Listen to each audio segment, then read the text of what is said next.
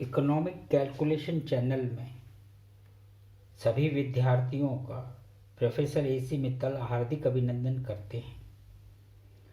आज का हमारा टॉपिक अंतर्राष्ट्रीय अर्थशास्त्र के अंतर्गत अंतर्राष्ट्रीय व्यापार का आधार क्या होना चाहिए के विषय में है। अपनी चर्चा प्रारंभ करने से पहले सभी विद्यार्थियों को मेरा ये कहना है कि वे वीडियो को शुरू से आखिर तक देखें, तभी वो टॉपिक समझ पाएंगे।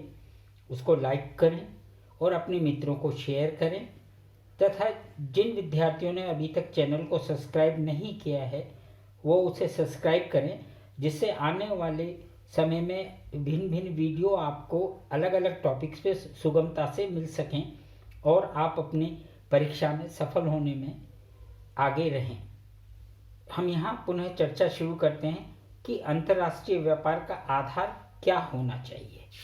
इस विषय में हम यदि देखें तो मैंने एक आपको समझाने के लिए बहुत साधारण सा मांग फलन बनाने का प्रयास किया है, या एक फलन बनाने का प्रयास किया है ये कहें आप। तो उस फलन कैसे बनाना है ये मैं पूर्व की वीडियोस में आपको बता चुका हूँ, आप उन्हें देख सकते हैं। अब यहाँ हम एक फलन ले रहे हैं, देखिएगा। O is the function of NHK.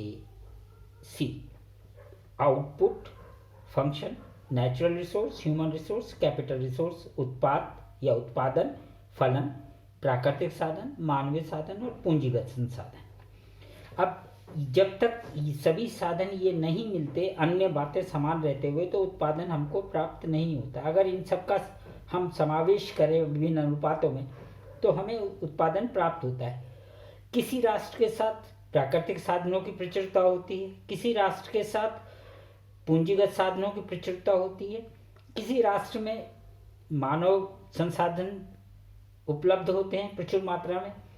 अब यहाँ हम अपने अध्ययन को सरल करने के लिए आपको बताना चाहेंगे कि अगर एक राष्ट्र ऐसा लें जहाँ मानवीय संसाधन या श्रम की प्रचुरता है और एक ऐसा राष्ट्र लें जहाँ पूंजी की प्रचुरता है, तो जहाँ मानवीय संसाधन की प्रचुरता है तो वहाँ क्या है, श्रम प्रधान उत्पादन होगा।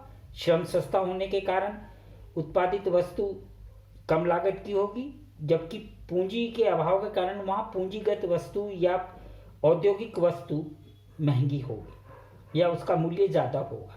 यहाँ हम देखिए ये कह सकते हैं कि उत्पादन प्रक्रिया में श्रम की अगर अधिकता है तो उत्पादन क्या होगा, श्रम प्रधान उत्पादन होगा। सरल उदाहरण कह रहे हैं कृषि उत्पादन। और अगर उत्पादन में पूंजी प्रधानता है तो उदाहरण क्या हो गया, औद्योगिक उत्पादन। अब स्पष्ट संकेत है कि जो ये कृषि जो आपका श्रम प्रधान उत्पादन है, पूंजी प्रधान उत्पादन है, ये किस कारण से उत्पन्न होता है। तो अगर हम प्रारंभिक अवस्था में देखना चाहें तो वो भौगोलिक भिन्नता के कारण, क्योंकि अगर हम अपने भारतवर्ष का ही उदाहरण लें तो हमारे पास जनसंख्या की आधिक्य के कारण हमारा श्रम क्या है, अन्य राष्ट्रों की तुलना में बहुत कम है। जबकि हमारे पास पूंजी का अभाव है, तो हमारे पास पूंजीगत अगर हम कोई उत्पादन करते हैं तो उसका जो है लागत और कीमत ज़्यादा हो रही है।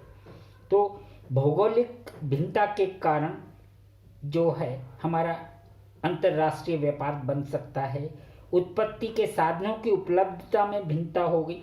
वही बात होगी कि कहीं मानवीय संसाधन ज़्यादा है तो कहीं पूंजीगत संसाधन ज़्यादा है, और इन सब के अंतर के कारण ही उत्पादित वस्तु की कीमत में अंतर आ जाता है। और उत्पादित वस्तु की कीमत में जो अंतर आता है तो वो वस्तु की मांग में भी अंतर की वजह से आता है, वस्तु की पूर्ति में भी अंतर की वजह से आता है। या हम संक्षेप में कह सकते हैं कि राष्ट्रों के मध्य होने वाला व्यापार व्यक्तियों के मध्य होने वाले, यानी कि अगर हम माइक्रो लेवल पे देखें, एक उपभोक्ता के आधार पर देखें, एक राष्ट्र के या राष्ट्रों के मध्य के देखें, तो दोनों के लिए आधार क्या है, समान होता है, यानी मांग पूर्ति की दशाएं। तो विश्व में कोई भी राष्ट्र अपनी उपभोग आवश्यकताओं की पूर्ति स्वयं नहीं कर सकता, ये हम अच्छी तरह से विदित हैं। क्यों? क्योंकि मांग दोनों जो राष्ट्रों में उत्पत्ति के साधनों में भिन्नता पाई जाती है, और ये वही बात हो गई, भौगोलिक भिन्नता हो गई, उत्पादन लागत की भिन्नता हो गई, मांग दशाओं में भिन्नता हो गई। तो पुनः हम एक बात को कह सकते हैं कि अंतर्राष्ट्रीय व्यापार का जो तात्कालिक कारण है वो क्या है? वस्तुओं सेवाओं की कीमतों में अंतर होना है।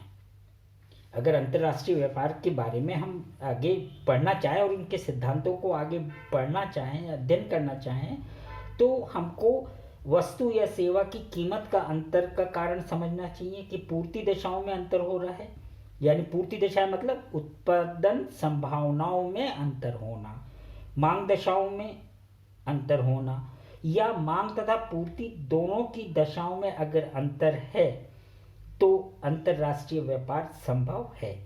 ये साधारण बात आपको हम अगली वीडियो में स्पष्ट रूप से चित्रों द्वारा बताने का प्रयास कर रहे हैं, इसलिए आप वीडियो को शुरू से आखिर तक देखें, वीडियो को लाइक करें, अपने मित्रों को शेयर करें और सब्सक्राइब करें, सब्सक्रिप्शन की घंटी को दबाएं, जिससे कि आपको आने वाली वीडियो की नोटिफिकेशन समय से मिल सके।